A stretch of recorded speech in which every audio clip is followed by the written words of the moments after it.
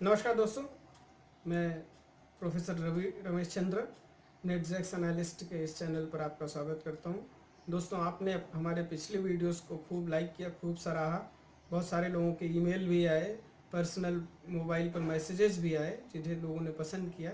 इसी तरह से आप हमें इनकरेज करते रहिए, हमारे चैनल को सब्सक्राइब करिए, शेयर करते रहिए, लाइक करते रहिए और हम आपके लिए ऐसे उपयोगी वीडियोज़ और रिसोर्सेज लाते रहेंगे। दोस्तों, आज का विषय है नेशनल सिविल सर्विसेज डे। तो आज 21 अप्रैल है और सारे देश के सिविल सर्वेंट्स को और सारी जनता को नेशनल सिविल सर्विसेज डे की शुभकामनाएं। दोस्तों, बात शुरू करें सिविल सर्विसेज की भूमिका क्या होती है। तो ये बैकबोन होते हैं किसी भी सिस्टम का, रीढ़ की हड्डी इन्हें कहा जाता है। इनके बिना कोई भी सिस्टम चल नहीं सकता, खड़ा नहीं हो सकता। सरदार वल्लभ भाई पटेल ने आज़ादी के बाद 21 अप्रैल को एक मीटिंग ली थी मेटकॉफ हाउस में दिल्ली में, और वहाँ उन्होंने कहा था कि civil service is the steel frame of India. मतलब ये वो ढांचा है जो स्टील की तरह भारत को खड़ा रख सकता है। तो सिविल सर्विस किसी भी सिस्टम में हो, वो अपना रोल बहुत महत्वपूर्ण ढंग से प्ले करता रहता है। पॉलिटिकल सिस्टम कैसा भी हो, वो राजतंत्र हो सकता है, वो डिक्टेटरशिप हो सकता है, वो लोकतंत्र हो सकता है, या किसी और तरीके का पॉलिटिकल सिस्टम हो, लेकिन जो बात कॉमन रहेगी, सबसे आवश्यक रहेगी, वो होती है ब्यूरोक्रेसी अर्थात सिविल सर्विस। और ये प्राचीन काल से ही चली आई है। अगर हम देखें सिविल सर्विसेज की शुरुआत ही, तो सबसे पहले सिविल सर्विसेज की शुरुआत चीन में हुई थी।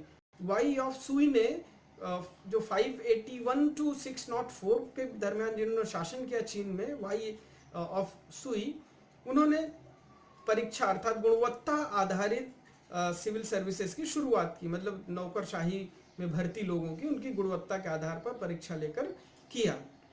तब से चली आ रही, हालांकि ये बहुत पॉपुलर व्यवस्था नहीं हो सकी। उसके बाद राजतंत्र दुनिया का अधिकांश भागों में रहा, जहां राजतंत्र में राजा अपनी मर्जी के लोगों को अपनी मर्जी के पदों पर बिठाते रहते हैं, उसमें किसी का कोई नियंत्रण रहता नहीं, या तानाशाह ऐसे काम कर सकते हैं।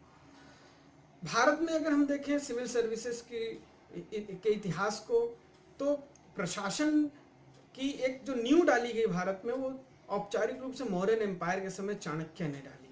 अर्थशास्त्र में विस्तार से सभा और समितियों और उनके कामों के बारे में जानकारी मिलती है। चाणक्य ने लिखा है, उनका मेन काम होता था रेवेन्यू सिस्टम को संभालना, जस्टिस सिस्टम को संभालना। उसके बाद गुप्ता एम्पायर और बाकी के राजाओं ने भी वही सिस्टम फॉलो किया। इस्लामिक इन्वेडर्स के आने के बाद कुछ इस्लामीकरण हुआ, कुछ इस्लाम और कुरान की गाइडलाइंस के मुताबिक प्रशासन को ढालने की कोशिश की गई, किंतु उसका बहुत ज़्यादा प्रभाव नहीं पड़ा। बाद में मुगल एम्पायर जब आया, जिन्होंने लंबे समय तक शासन किया, उन्होंने इंडिया में प्रशासन को और विस्तृत किया और विस्तार दिया। उन्होंने जागीरदारी सिस्टम और मनसबदारी सिस्टम लाया। मनसबदार वो होते थे जो बादशाह के लिए एक फौज रिजर्व रखते थे, और उतने गांवों का उनको मनसब, मतलब उतने गांवों का उनको रेवेन्यू मिलता था। वो रेवेन्यू का एक हिस्सा राजा के केंद्रीय कोष में जमा करते थे और एक हिस्सा उस सेना और प्रशासन को चलाने के लिए अपने यूज करते थे। 1608 में सर थॉमस रो आया व्यापारी बनकर, और यहाँ पर वो बन गया शासक। अंग्रेजी शासन धीरे धीरे आने लगा, ईस्ट इंडिया कंपनी यहाँ आने लगी। वो तिजारत करते करते हमारी तिजोरी के मालिक बन बैठे, और उन्होंने फिर यहाँ पर एक औपचारिक प्रशासन की शुरुआत की। जो ब्यूरोक्रेसी होती है दोस्तों, उसके कई मॉडल दुनिया भर में होते हैं। मैक्स वेबर एक जर्मन थिंकर हुआ था 19th सेंचुरी में, जिसने ब्यूरोक्रेसी का एक मॉडल दिया, जिसमें बताया कि एक ट्रेडिशनल ब्यूरोक्रेसी होती है जो पारंपरिक रूप से परंपरागत नियमों से चलती है। एक करिश्मेटिक ब्यूरोक्रेसी होती है जिसमें एक नेता, एक बादशाह या एक करिश्मेटिक पर्सनैलिटी का प्रभाव सब रहता है। एक होती है लीगल रैशनल ब्यूरोक्रेसी, जिसमें कानून का राज होता है, जिसमें कानूनी रूप से सारी प्रक्रियाएं पालन की जाती हैं, जिसमें किसी की मर्जी नहीं चलती, बस कानून और संविधान से शासन चलता है। तो अंग्रेजों ने ये लीगल रैशनल ब्यूरोक्रेटिक मॉडल जो ब्रिटेन में पहले से ही चल रहा था, उसी मॉडल के यहाँ लाने की कोशिश की। तो सबसे पहले 1773 में रेगुलेटिंग एक्ट आया, जिसके माध्यम से यहाँ पर एक सुप्रीम गवर्नमेंट की स्थापना कोलकाता में हुई, एक सेंट्रलाइज्ड गवर्नमेंट की स्थापना हुई। सुप्रीम कोर्ट की भी स्थापना इसी समय हुई, और उसके बाद सब्सिक्वेंट रिफॉर्म्स होते गए भारत में और यहाँ के ब्यूरोक्रेटिक मॉडल में। अंग्रेजों ने कई कानून बनाए, जैसे आपको बताएं प्रमुख कानून 1784, 1813, 1833, 1853 और फाइनली 1857 का क्राउन एक्ट, जिसके माध्यम से कंपनी से हस्तांतरित हो गया भारतीय प्रशासन भारतीय ब्रिटिश प्रशासन के हाथ में, ब्रिटिश शासन के हाथ में, ब्रिटिश पार्लियामेंट के हाथ में। तो इन सारे कानूनों के माध्यम से ब्रिटिश ईस्ट इंडिया कंपनी का पावर कम होता गया और ब्रिटिश सरकार का पावर बढ़ता गया। उसके बाद अंग्रेजी शासन ने डायरेक्ट भारतीयों को शासित करना शुरू कर दिया, भारतीय उनके अधीन हो गए और उन्होंने यहाँ अपने रेवेन्यू मॉडल को मजबूत करने के लिए, अपने लॉ एंड ऑर्डर को मजबूत करने के लिए सारे नियम कानून और ब्यूरोक्रेटिक मॉडल चलाए। बाद में भारत आज़ाद हुआ, 1947 में आज़ादी मिली। तो आज़ादी के समय हमारे सामने प्रश्न आते हैं, अंग्रेजों के मॉडल की ब्यूरोक्रेसी जो है उसे हटा दें या कंटिन्यू रखें। हालांकि जवाहरलाल नेहरू इसके बहुत क्रिटिक थे। आईसीएस सर्विसेज जो इंडियन सिविल सर्विस उस समय थी अंग्रेजों की, उसके बहुत क्रिटिक थे। उन्होंने कहा कि ये शोषण, एक्सप्लॉयटेशन का टूल है अंग्रेजों के हाथ में, जिसके माध्यम से भारतीयों का शोषण हुआ, भारतीयों के साथ भेदभाव हुआ। लेकिन बाद में उन्होंने इसमें सुधार करके इसको लागू किया। भारतीय ब्यूरोक्रेसी के दो प्रमुख पॉलिटिकल आर्किटेक्ट अगर हम देखें तो सरदार वल्लभ भाई पटेल और जवाहरलाल नेहरू का नाम मुख्य रूप से सामने आता है, जिन्होंने इसे मूर्त रूप दिया। तो हमारे कॉन्स्टिट्यूशन में इसके प्रोविज़न किए गए। डॉक्टर दुर्गादास बसु ने अपनी पुस्तक इंट्रोडक्शन टू इंडियन कॉन्स्टिट्यूशन में इसे दो तरीके से विभाजित किया, एक पॉलिटिकल एग्जीक्यूटिव और दूसरा परमानेंट एग्जीक्यूटिव। पॉलिटिकल एग्जीक्यूटिव चुने हुए प्रतिनिधि, मंत्री, नेता, विधायक, सांसद हैं जो 5 साल बाद जा सकते हैं। परमानेंट ब्यूरोक्रेट्स वो हैं जो एक परीक्षा और गुणवत्ता के आधार पर आते हैं और एक निर्धारित आयु तक अपने पद पर बने रहते हैं। इसके बाद हमने अपने संविधान में पार्ट 14 में दो तरीके से इसकी प्रस्तावना की, प्राविधान किया।